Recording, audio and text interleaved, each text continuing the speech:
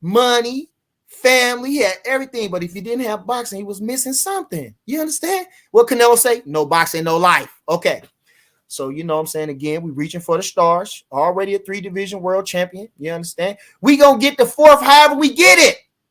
And if Tszyu is the man, we going to get him. You understand? And if Charlo's standing right there with, we going to knock him over too. You ever seen that video with Snoop?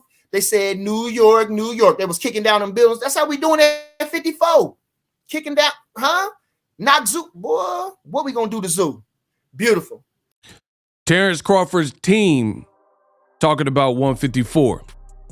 Talking about champion at 154.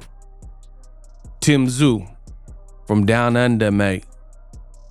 That's what I want to talk about right now in this video. Subscribe.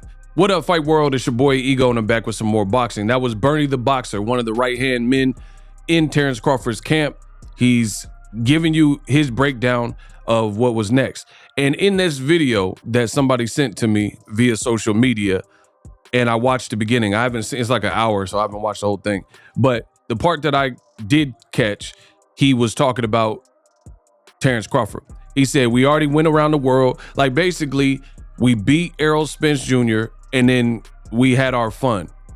Terence Crawford, he's been on different vacations, you can see from social media and whatnot. So he's went on vacations and traveled the world, and I think he's building a new house, things like that. So he's done the extracurricular stuff. Then Bernie says that he was watching the Sugar Ray Leonard documentary, and in the documentary, they were basically saying that Sugar Ray Leonard, if he didn't have boxing, he didn't have, you know, he didn't feel right. And he says that's basically where Crawford is. He's the heart of a champion, heart of a fighter, and, you know, it's only so long he can stay away from boxing.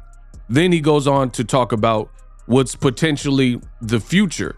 He says, one way or the mother other. There's more than one way to skin a cat.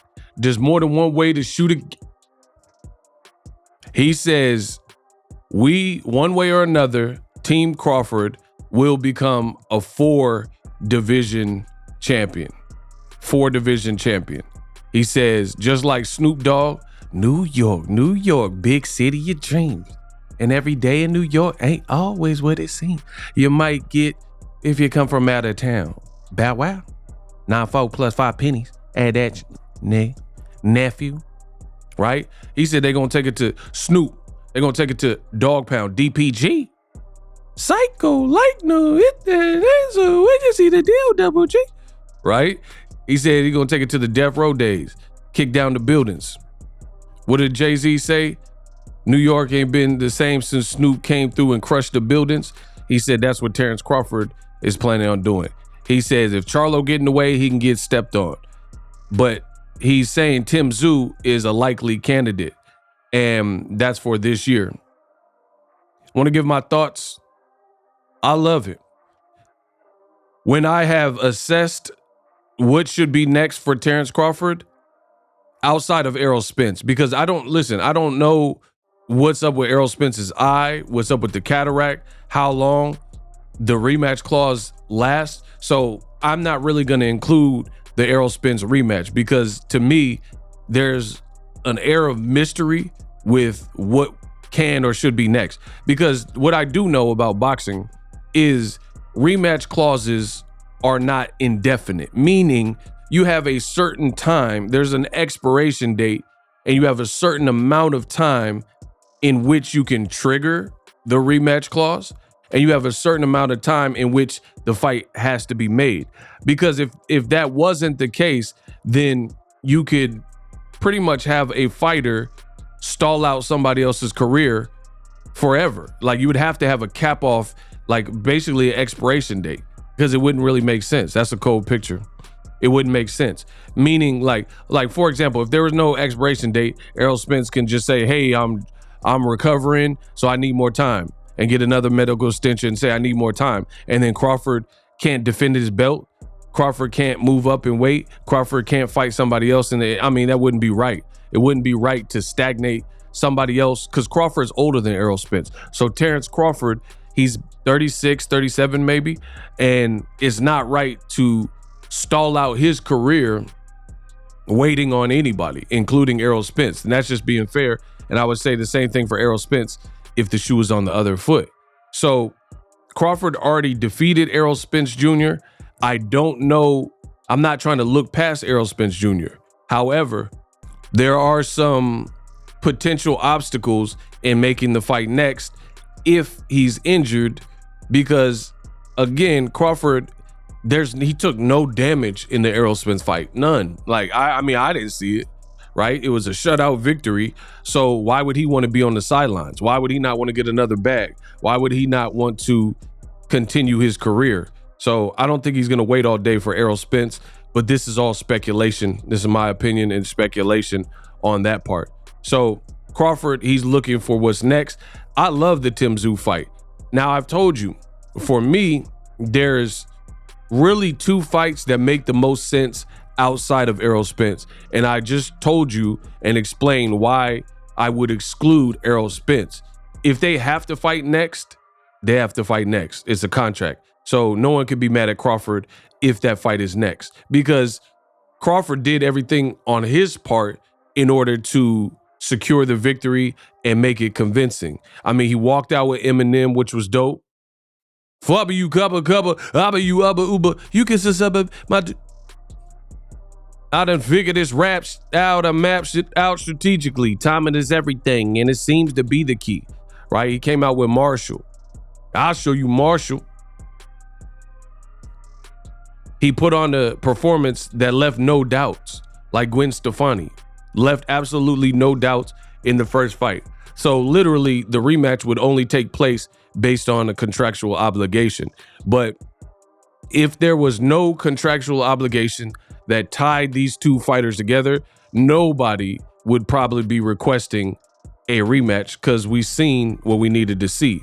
Now, before I give you guys my thoughts on Terence Crawford and Tszyu, a word from the channel sponsor of today's video.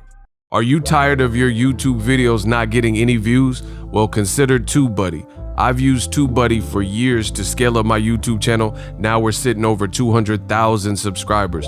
TubeBuddy is a browser extension that offers a ton of built-in productivity and time-saving services to take your channel to the next level. Use my link in the description to get started with TubeBuddy and level up your channel faster.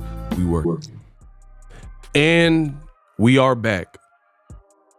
My name is Ego, in case you're just joining me.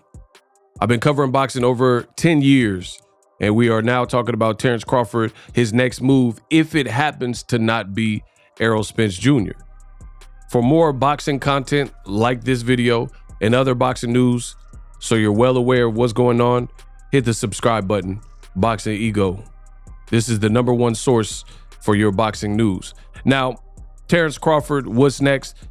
His right-hand man just said, Bernie said that Terence Crawford could be pursuing Tszyu. I have zero problems with that fight. In fact, that's one of the fights, if you listen to my other videos, that I wanted for Terence Crawford.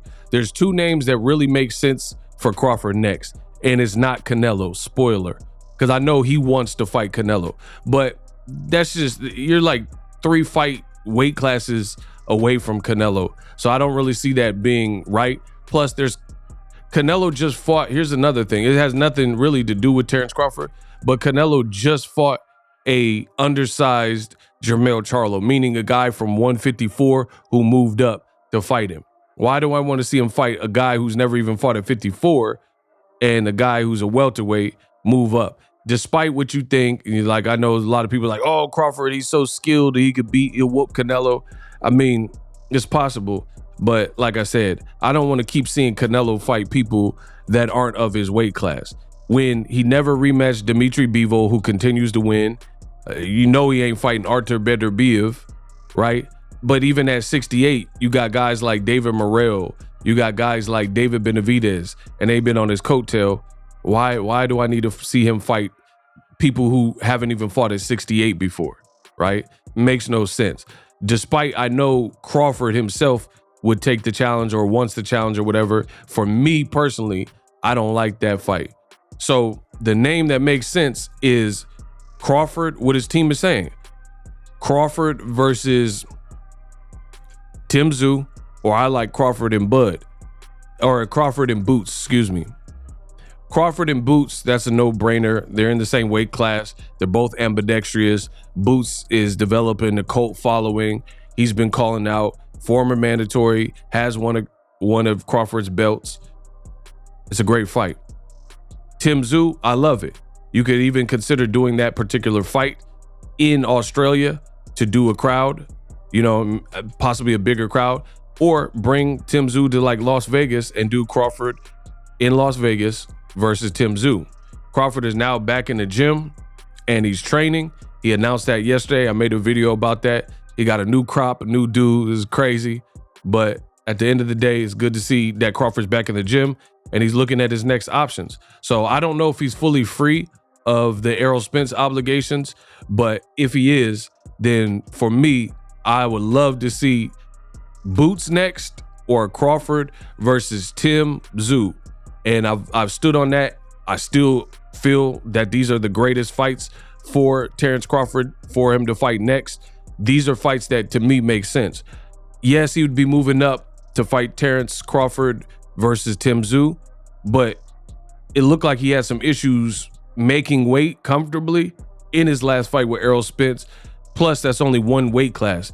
And once you've already been 2X undisputed and you've already conquered one weight class, he fought the number one guy he needed to fight. Hey, stop that kid, Errol Spence Jr. And he beat him with no question. No question. Different theories on why Errol Spence looked like he did, but really none of that matters. He beat him. At the end of the day, that's what BoxRec is going to show. That's what the history books will show. So he's already achieved that. So if Errol Spence is out the picture for medical reasons or whatever, then Crawford needs to continue his career. What better way than Tszyu? And we haven't really seen Crawford on the road like that, overseas and abroad, since probably Ricky Burns, since the Ricky Burns fight. So that'll be another thing if they do fight in Australia. But Crawford, he might have some clout and leverage in this instance, so he might not want to fight in Australia. I don't really know. But we have seen guys like Devin Haney go over to Australia twice to fight Kambosos. But Tszyu and Kambosos, completely different styles. Either way, I support this fight 100%. Should Crawford move up to 54 if he's free of Errol Spence obligations? Tszyu, he's been improving. So if it's not Boots Ennis, then I would love the Tszyu. And that's what his team is calling out. They're calling out Tszyu. Tszyu has already addressed this and talked about the fight in the past. So you got my vote. I would love to see this. I would watch it. I would pay for it. I think it's a great fight. Tszyu's definitely improved over the last few fights. He has his own fan base. Crawford, he's a machine. He's a monster. He got the new hairdo. Looks like he ain't playing no games. Make the fight. Let me know what you guys think. Subscribe for more boxing news, and I'm out.